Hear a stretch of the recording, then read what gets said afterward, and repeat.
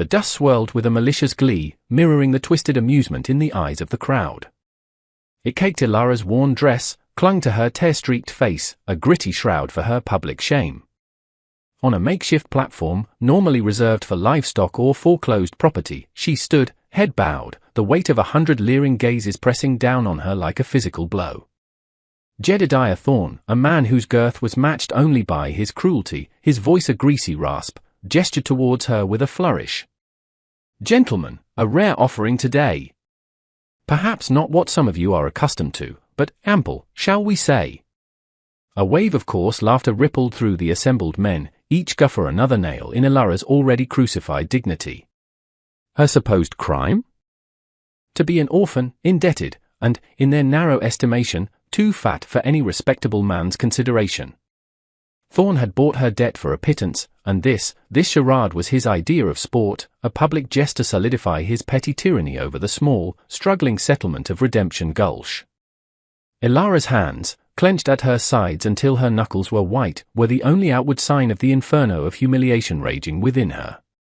She dared not look up, dared not meet their eyes, for fear the last vestiges of her strength would crumble. In the suffocating silence that followed the laughter, broken only by Thorne's satisfied chuckle, a new voice cut through the oppressive air, calm and low, yet carrying an undeniable weight. "How much?" "All I swiveled." Silas Blackwood stood at the edge of the crowd, a figure as weathered and unyielding as the granite bluffs that overlooked his isolated ranch. He was a man of few words and fewer companions, his face a roadmap of sun-etched lines and unspoken sorrows. His eyes, the color of a winter sky, held no amusement, only a deep, unsettling stillness. Thorne, momentarily surprised, recovered with a smirk. "Well, Blackwood. Didn't figure you for the marrying kind. Or perhaps you're just looking for extra winter insulation?" More laughter, but this time it was tinged with a nervous uncertainty. Silas was not a man to be trifled with, his quietude often mistaken for passivity, but those who had crossed him knew the steel beneath. Silas's gaze didn't flicker from Ilara. He saw not the caricature Thorne presented, but the tremor in her shoulders, the glint of unshed tears on her lashes, the raw pain etched around her mouth. He saw a soul drowning, and the waters were rising fast. His voice, when it came again, was flat, devoid of emotion. "Name your price, Thorne." For her debt Thorne, enjoying his power, stroked his chin. "For you, Blackwood, considering her unique attributes, let's say $50. A bargain for so much woman." The sneer was palpable. Silas reached into his worn leather pouch, his movements deliberate. The clink of coins dropping onto Thorne's outstretched palm sounded unnaturally loud in the sudden hush. He didn't count them. He just met Thorne's greedy eyes. "She's free of you," Silas stated, not asked. He then looked at Ilara, his expression unreadable. "You'll come with me." It was an offer, a command, a lifeline all in one. Ilara, stunned, finally lifted her head, her gaze locking with his. In his eyes, she saw not derision, not pity, but something she hadn't encountered in what felt like an eternity, a flicker of respect. Or perhaps, just an absence of the cruelty she had come to expect. What choice did she have? Stay here, to be further tormented? She nodded, a barely perceptible movement, her throat too tight for words. The long ride to Silas Blackwood's ranch was a study in silence, a heavy blanket woven with unspoken questions and lingering fear. Ilara sat hunched on the spare mare he'd provided, her body aching from the tension of the auction, her mind a whirlwind of confusion. Who was this man? This quiet, somber rancher who had plucked her from public humiliation with a handful of coins and a few terse words? Was this another form of captivity, a different cage? The landscape grew harsher, more desolate, mirroring the landscape of her own heart. The Bar M Ranch, when they finally reached it, was a testament to a solitary existence. A small, sturdy cabin, a well-kept barn, and corral stood starkly against the vast, unforgiving plains. There were no feminine touches, no signs of comfort beyond the purely functional. Silas dismounted, his movements economical and sure. He offered a hand to help her down, his touch surprisingly gentle, calloused yet careful. "The cabin's there," he said, gesturing with his chin. "Food's in the pantry." Bed's made. He didn't look at her as he spoke, his attention seemingly on unsaddling the horses. Ilara hesitated, her feet rooted to the dusty ground. "Mr. Blackwood, why?" The question, barely a whisper, hung in the air between them. Silas paused, his back still to her. For a long moment, the only sound was the sigh of the wind through the eaves of the barn. Then, he turned, his face unreadable in the fading light. "No one deserves to be," he paraded. His voice was low, rough, as if the words themselves were an effort. He met her gaze briefly, a fleeting connection that spoke volumes more than his sparse words. "You're safe here. Rest." He then led the horses towards the barn, leaving Ilara standing alone, a maelstrom of emotions churning within her. Safety? It was a foreign concept. She entered the cabin cautiously. It was clean, Spartan. A single bed in one corner, a rough-hewn table and 2 chairs, a stone fireplace, cold and empty. It was the home of a man who expected little from life, and perhaps received even less. That night, she lay in the narrow bed, every nerve ending raw, listening to the unfamiliar sounds of the plains, the distant howl of a coyote, the creak of the cabin settling. Sleep was elusive, chased away by shadows of the past and anxieties about the future. What did he want from her? What price would she eventually have to pay for this unexpected sanctuary? She thought of Thorne's leering face, the crowd's cruel laughter, and a fresh wave of shame washed over her. But then, she remembered Silas's eyes, not kind, not yet, but steady, and devoid of the malice that had become her daily bread. It was a sliver of light in an overwhelming darkness, and she clung to it with the desperation of a drowning woman. She was a burden, she knew. Another mouth to feed, a reminder of a transaction born of pity or some inscrutable motive. But as days turned into a week, Silas asked nothing of her. He rose before dawn, worked his land with a tireless, almost penitent, energy, and returned after dusk, weary and silent. He ate his meals with a stoic indifference, his gaze often fixed on some distant point beyond the cabin walls, a place only he could see. He left her to her own devices, offering a strange, unspoken respect for her space, her grief. Slowly, tentatively, Ilara began to emerge from her shell of fear. The constant, gnawing hunger of her previous life was replaced by the simple, sustaining food Silas provided. She started by tidying the small cabin, a way to repay his taciturn kindness, to feel useful.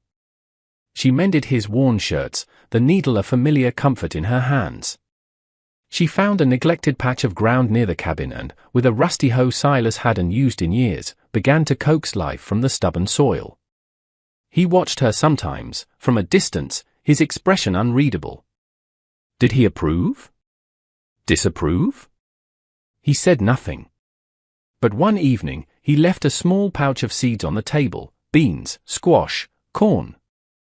No words, just the seeds. It was a silent acknowledgement, a shared purpose, however small. Ilara's heart felt a flutter, a fragile thing, like the first green shoots peeking through the earth.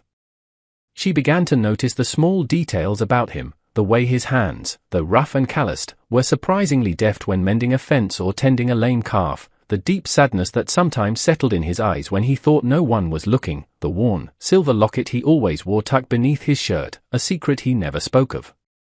One afternoon, while cleaning, she found a small, dust-covered wooden box tucked away on a high shelf. Hesitantly, she opened it. Inside, nestled on faded velvet, was a miniature portrait of a woman with kind eyes and a gentle smile, and beside it, a child-scrawled drawing of a stick-figure family beneath a lopsided sun. A wave of understanding, sharp and painful, washed over Ilara. This was his haunted past, the source of the profound sorrow that clung to him like a second skin. He had known loss, a loss so deep it had carved canyons into his soul. She closed the box, a new, aching empathy blooming in her chest. He wasn't just a stoic protector, he was a man wounded, perhaps irreparably. The news of Silas Blackwood's purchase had, of course, rippled through Redemption Gulch, providing endless fodder for gossip and speculation. Jedediah Thorne, in particular, felt a simmering resentment. Blackwood had not only interfered with his cruel entertainment but had, by his quiet defiance, subtly undermined Thorne's perceived authority. Thorne was a man who thrived on the fear and compliance of others. Silas's indifference was an affront. He began to make his displeasure known in small, insidious ways. He'd accidentally short Silas on supplies at the general store he owned, or spread rumors that Blackwood was addled, perhaps even dangerous, for taking in damaged goods. The townsfolk, a largely cowardly assembly, eager to avoid Thorne's ire, mostly kept their distance from Silas and, by extension, Ilara when she rarely accompanied him to town for necessities. Their whispers followed her like shadows, their averted gazes a constant reminder of her perceived shame. But Ilara, bolstered by Silas's silent strength and her own growing resilience, found she cared less and less for their opinions. She had a purpose now, however small, tending her garden, managing the modest household, offering a quiet companionship that Silas, to her surprise, seemed to subtly accept. One sweltering afternoon, as Silas was mending a corral fence, Thorne rode out to the bar flanked by two of his thuggish lackeys.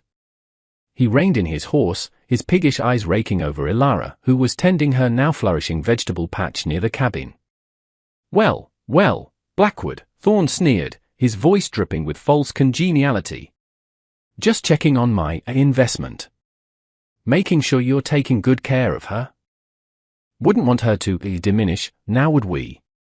His gaze was a physical violation, and Ilara felt a familiar cold dread creep up her spine. Silas straightened slowly, hammer in hand. His face was a mask of stone, but his eyes, fixed on Thorne, held a glint of something cold and dangerous. "She's not your investment, Thorne. She's not yours to check on. This is my land." "You're not welcome," Thorne chuckled, a harsh, grating sound. "Feisty, ain't he? Look, Blackwood, I've been thinking. $50 was generous. But perhaps not generous enough for the trouble you've caused me, disrupting my business, making folks talk." He leaned forward in his saddle, his voice dropping to a menacing purr. "Maybe I ought to repossess. Or perhaps she could work off her true value. I've got tasks more suited to her robust nature." One of his men snickered. Ilara felt sickness rise in her throat. This was it. The moment she had dreaded. But as she looked at Silas, she saw not fear, but a terrifying stillness, the calm before a storm. He took a step forward, the hammer still in his grip, its weight now more than just metal and wood. "You'll leave," Silas said, his voice quiet, yet resonant with an unshakable finality. "Now. And you won't come back." Thorne's face flushed an ugly purple. "You threatening me, dirt farmer? You and what army?" He made to dismount, a predatory gleam in his eyes. It was then that the carefully constructed dam of Silas's control finally broke. "I said, get off my land." The roar was sudden, shocking, ripped from a place of deep, old pain. In that instant, Ilara saw not just a man defending his property, but a man defending something far more precious. He moved with a speed that belied his years, the hammer now a weapon, not a tool. Before Thorne could react, Silas was there, pulling him from his horse. Thorne, heavy and unbalanced, crashed to the ground with an undignified grunt. His lackeys, momentarily stunned, spurred their horses forward, but Silas was a whirlwind of focused fury. He met the first man's charge, using the hammer to deflect a clumsy blow, then striking a precise, debilitating hit to the man's shoulder. The man screamed, clutching his arm, and reeled back. The second lackey, seeing his companion disabled and Thorne sputtering in the dust, hesitated. That hesitation was his undoing. Silas turned, his eyes blazing with a righteous fire Ilara had never imagined him capable of. "I lost everything once," he growled, the words torn from his soul, raw and bleeding. He was looking at Thorne, but his words seemed to encompass a far greater, older enemy, loss itself, injustice, the cruelty of fate. "My wife, my child, taken by sickness, and I stood by, helpless. Watched them fade, and the world did nothing. No one cared. I swore. I swore then, never again. Never again will I stand by while someone innocent is trampled, while decency is spat upon. The silver locket had broken free from his shirt, swinging wildly, a tiny beacon in the maelstrom. It was as if the spirits of his lost family were there, fueling his desperate strength. Thorn, scrambling to his feet, pulled a pistol, his face contorted with rage and fear. "You crazy bastard," he shrieked, leveling the gun. Ilara screamed, a wordless cry of terror, not for herself, but for Silas.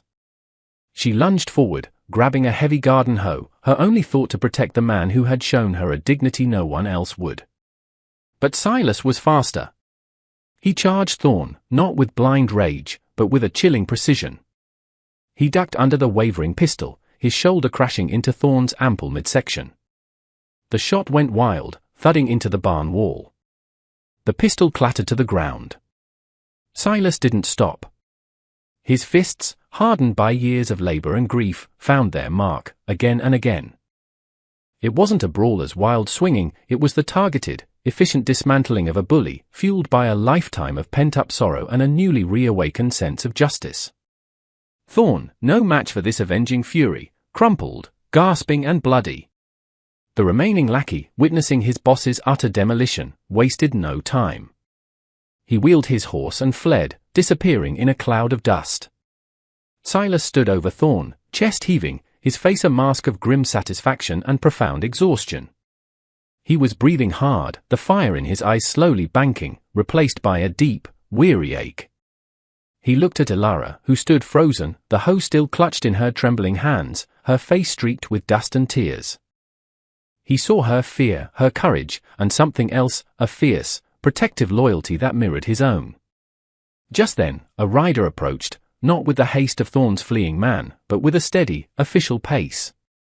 Sheriff Brody, his face grim, had heard the gunshot from the main road. He took in the scene, Thorn blubbering on the ground, the injured lackey groaning nearby, Silas standing resolute, and Ilara, a silent, shaken sentinel. "Silas," Brody said, his voice tired. "What in damnation happened here?" Silas gestured towards Thorn with the hammer, which he still held, though loosely now. "He came to my land. Threatened us. He won't be doing it again." Thorn, seeing the law, began to whine. "He attacked me, Sheriff. Unprovoked. Tried to kill me." Sheriff Brody looked from Thorn's blustering, bruised face to Silas's stony, righteous countenance, then to Ilara, whose wide, honest eyes held a truth Thorn's never could. Brody had known Silas Blackwood for years. Knew his quiet nature, knew the whispers of his past tragedy. He also knew Jedediah Thorn for the overbearing, cruel man he was. His conscience, often weary, stirred. "Thorn," Brody said, dismounting slowly, his gaze hardening. "I heard you were out this way looking for trouble. Looks like you found it." He glanced at the pistol lying in the dust. "And it looks like Silas here just finished it." He nudged Thorn with his boot. "Get up. You're coming with me." Disturbing the peace. "Assault, looks like." "We'll sort it out in town." As Brody hauled a protesting Thorn to his feet and secured his prisoner, Silas finally let the hammer drop. The sound of it hitting the earth was like an exhalation, a release of burdens long carried. He swayed slightly, and Ilara rushed to his side, her earlier fear replaced by a surge of concern. "Silas! Are you hurt?" He looked down at her, a faint, almost imperceptible softening around his mouth. "Just tired, Ilara. Just tired." His hand came up, briefly, to touch her arm, a gesture of reassurance, of shared victory. The world he had built around his grief, a fortress of solitude, had been breached, not by an enemy, but by an unlikely ally, a woman deemed worthless by the world, but who, in his eyes, had become precious. The dust settled, literally and metaphorically. Sheriff Brody, after taking statements and ensuring Silas wasn't grievously injured, departed with Thorn and his whimpering associate in tow. Redemption Gulch would buzz with this new tale for weeks, but the power dynamic had subtly shifted. A bully had been faced down, not by force of numbers, but by the quiet courage of one man and the resilience of one woman. Ilara gently cleaned the cuts and bruises on Silas's face and hands, her touch light, her concern palpable. The small cabin, once a symbol of his isolation, felt different now, imbued with a shared experience, a shared triumph. The silence between them was no longer heavy with unspoken anxieties, but filled with a comfortable, emerging understanding. "He won't bother you again," Silas said, his voice raspy. He looked at her, truly looked at her, perhaps for the first time without the shadow of his past looming so large. He saw her strength, her quiet dignity, the kindness in her eyes that had not been extinguished by cruelty. Ilara met his gaze, a small, tentative smile gracing her lips. "You saved me, Silas," he shook his head slowly. "We saved each other, Ilara," and in that simple statement, a profound truth resonated. He had offered her sanctuary, and she, in turn, had offered him a reason to fight, a reason to live beyond the ghosts of his past. The hole in his heart, carved by loss, would never fully mend, but Ilara's presence was like sunshine on barren ground, coaxing new life, new hope.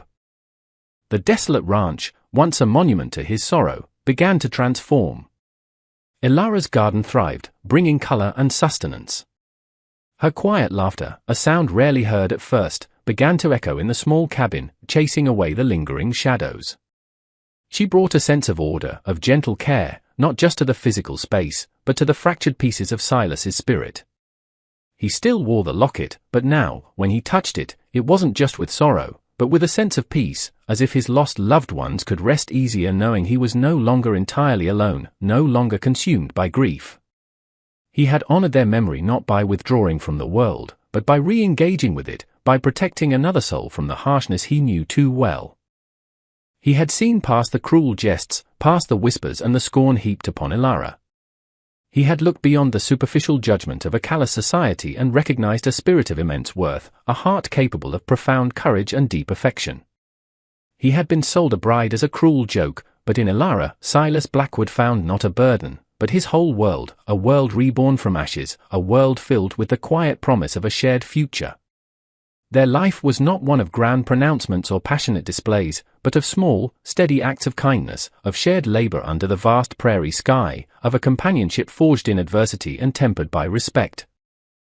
The lonely rancher, haunted by his past, had found redemption, not in forgetting, but in opening his heart to new beginnings, proving that even in the harshest landscapes, love and hope, in their most unadorned forms, could blossom. What would you have done in Silas's place? When society casts someone aside, when laughter is used as a weapon, do you join the chorus, or do you seek the humanity hidden beneath the pain? Tell me your thoughts in the comments below. And if this story of courage and redemption touched your heart, be sure to like, subscribe, and click here to watch another tale of the human spirit triumphing in the unforgiving West.